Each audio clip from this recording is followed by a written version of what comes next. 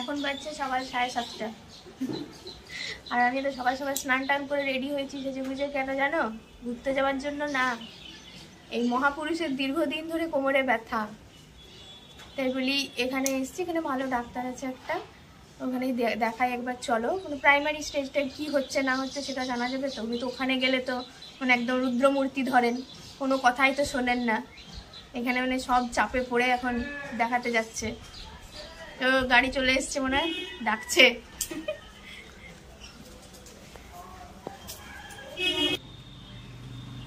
আমরা এখন পৌঁছে গেছি ডাক্তারের কাছে, ওয়েট করছি ডাক্তার আসার। কি করব, ঘুরে বেড়াচ্ছি বাইরে, ভেতরে গরম লাগছে। আরেকজন তো কোমরে হাত দিয়ে দাঁড়িয়ে আছে, ব্যথা করছে।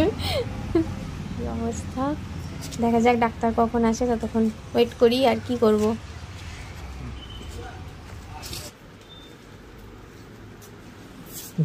তুমি বয়েজ বেল্ট দেখছো কেন? ছেলেদের বেল্ট। তোমাকে মারবো বলে।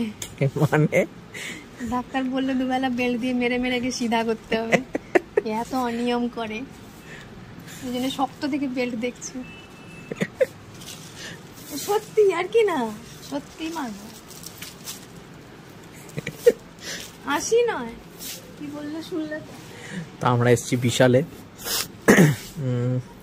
একটু ডাক্তার টাক্তার দেখিয়ে এক্সরে করিয়ে এবার একটু মার্কেটিং করতে এসছি। মার্কেটিং ছাড়া তো আউটিং ওর পসিবল হয় না কোনো সময়। কিনুক না কিনুক, একবার ঘুরে চলে যাবে। ভালো লাগে না এসিতে থাকি কিছু করে। এসিও তো বন্ধ করা, গরম লাগছে তো, ভেতরে ঘাম হচ্ছে তোমারও।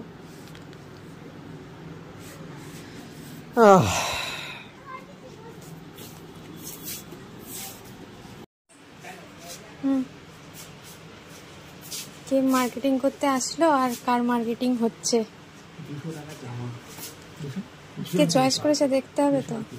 সে দামটা ছাড়ো, কেমন লাগছে সেটা জানাবে তোমরাই। হ্যাঁ, বয়স তো বাড়ছে, তুমি ভেবো না যে তোমাকে আমি বলবো যে না কম বয়সী লাগছে। তুমি যেটা শুনতে চাইছো সেটা আমি বলবো না। হ্যাঁ বুড়োই তো, বুড়োই তো। হ্যাঁ হ্যাঁ, কেমন লাগছে তোমরাই বলবে। আমি তো পছন্দ করেছি। আরেকটা দেখেছি, ওটা নিতে হবে। শপিং টপিং শেষ, বাইরে বেরিয়ে দেখি বাবা আর ড্রাইভার দাদা চুপি চুপি আইসক্রিম খাচ্ছে।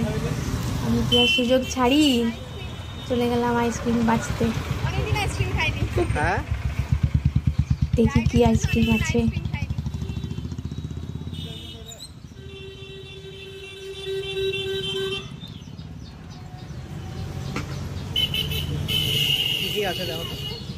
আমি একটা ম্যাঙ্গো নিলাম